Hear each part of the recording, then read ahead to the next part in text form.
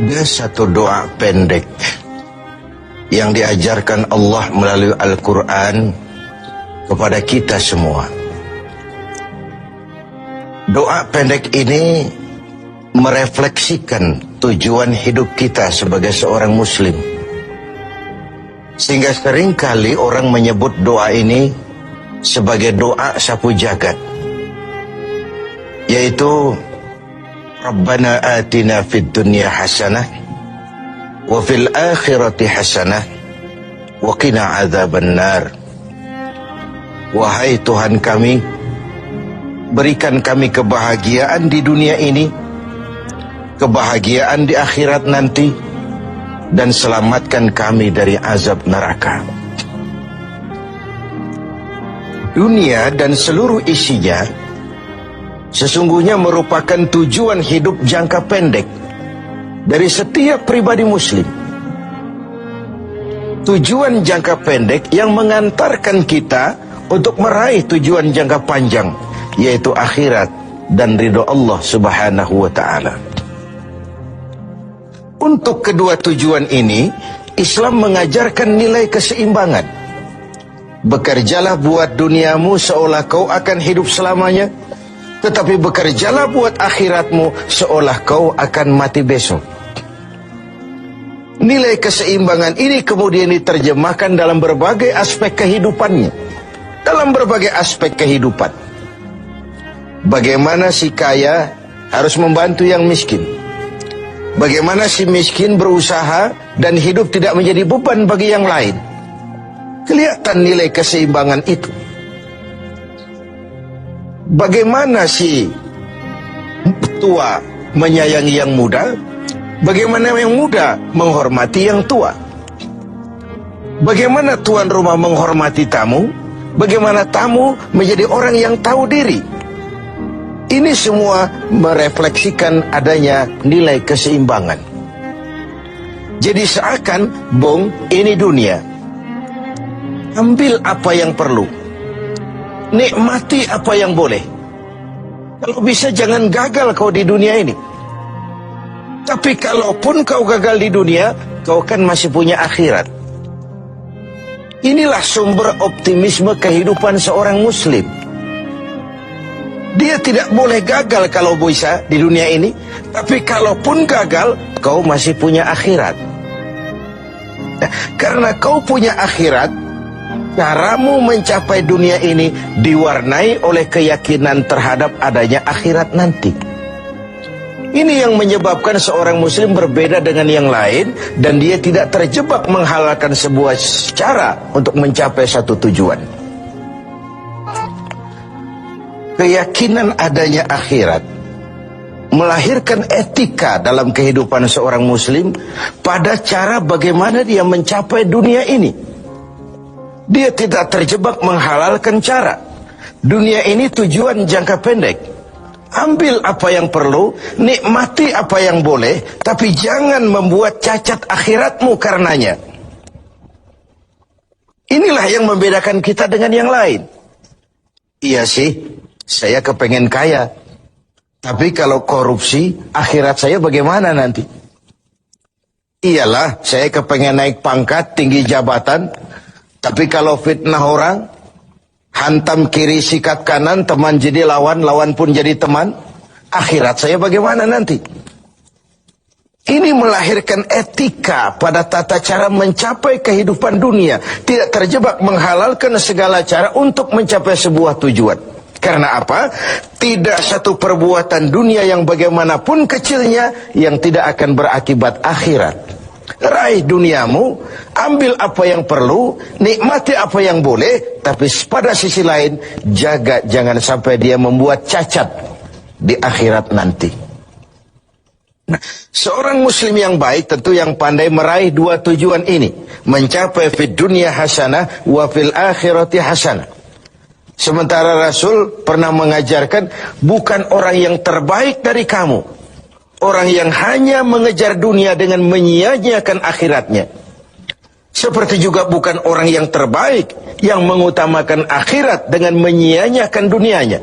Tapi orang yang terbaik man jama'akuma, orang yang pandai mengkombin antara keperluan dunia dan kepentingan akhirat nanti.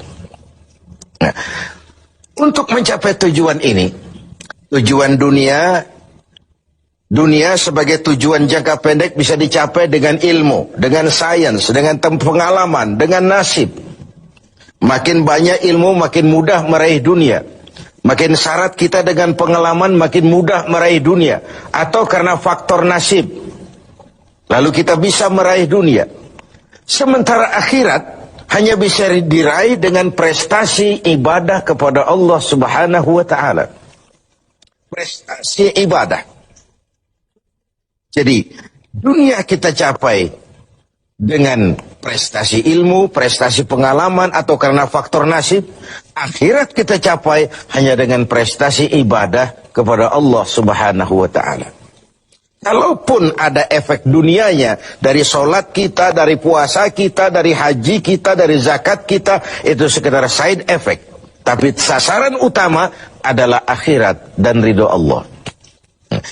Untuk mencapai dua tujuan ini, Allah memberikan alat untuk mencapai tujuan. Dan dalam kaidah usul fikih dijelaskan bahwa lil wasail hukmul maqasid, alat dan tujuan hukumnya sama. Jadi kalau tujuan ke situ, alatnya harus ada untuk membawa kita ke arah itu. Saudara wajib naik ke loteng. Tidak bisa naik ke loteng kalau tidak ada tangga, maka tangga itu menjadi wajib adanya. Nah, untuk mencapai dua tujuan ini, fid dunya hasanah wa fil akhirati hasanah, Allah memberikan alat kepada kita. Apa alatnya? Dalam surah At-Taubah ayat 111 bisa kita lihat. Innallaha ashtara minal mu'minina anfusahum wa amwalahum bi anna lahumul jannah. Allah telah membeli dari orang-orang beriman diri mereka, harta mereka, bagi mereka adalah surga. Ayat ini merupakan transaksi yang sangat transparan. Transaksi yang sangat transparan. Pembeli Allah, penjual kita orang-orang beriman. Dagangannya amwal dan anfus, harta dan diri. Harganya adalah surga. Sekali harta dan diri sudah kita jual kepada Allah, tentu tidak akan kita jual lagi kepada yang lain. Jadi dengan kata lain, harta itu apa? Semua bentuk materi yang kita kuasai. Uang, tanah, kebun, pabrik, dan sebagainya. Lalu yang dimaksud dengan anfus, diri itu apa? Semua kekayaan yang ada dalam pribadi kita.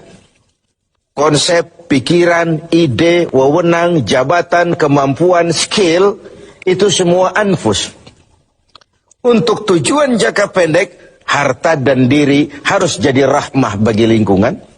Untuk tujuan jangka panjang, harta dan diri harus menunjang jalan menuju ridho Allah Subhanahu wa ta'ala.